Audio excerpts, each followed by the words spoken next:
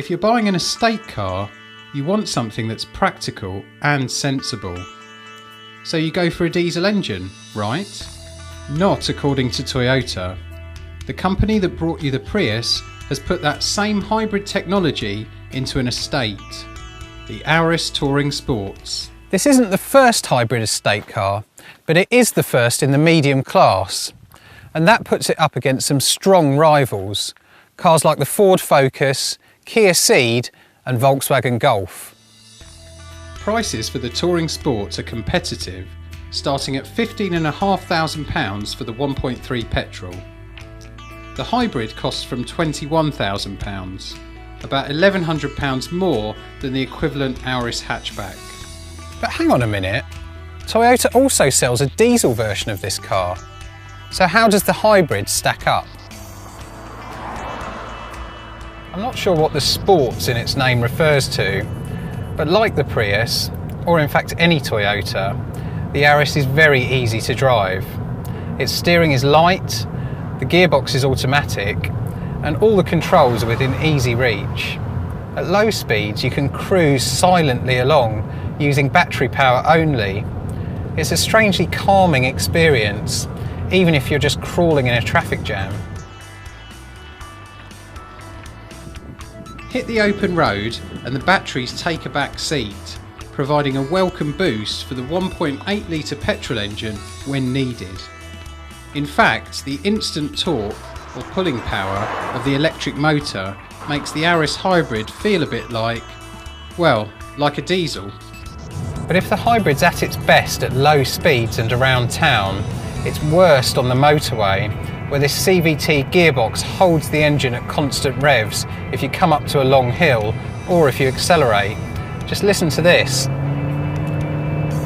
It's quite a drony noise, not very pleasant at all. Hybrid fuel economy suffers on the motorway too. We'll come back to that in a minute. With the battery pack under the rear seat, there's a claimed 530 litres in here. That's about halfway between the Focus and Golf. And you can triple that space by folding the back seats down with these levers. Easy. Which measures every car's boot space in our lab. Click the link to find out more about how we test. So coming back to hybrid versus diesel, we already know that hybrids are best around town. And while we haven't fully tested this Auris yet, the Prius managed more than 100 miles per gallon in the urban part of our fuel economy test. No diesel can match that. The hybrid also makes most sense as a company car. Its super low CO2 emissions mean you'll pay just 10% tax compared to 16% for the diesel. But if you're a sales rep who spends your life in the fast lane, the 1.4 diesel is more refined and will probably be more efficient. Plus, the diesel's about £1,500 cheaper in the first place. You'll also need the diesel if you want to tow a caravan. Hybrids simply aren't designed to tow. Whichever Auris you choose, you'll benefit from Toyota reliability, which was rated excellent in the latest Which Car survey. So, hybrid or diesel? You pays your money and takes your choice.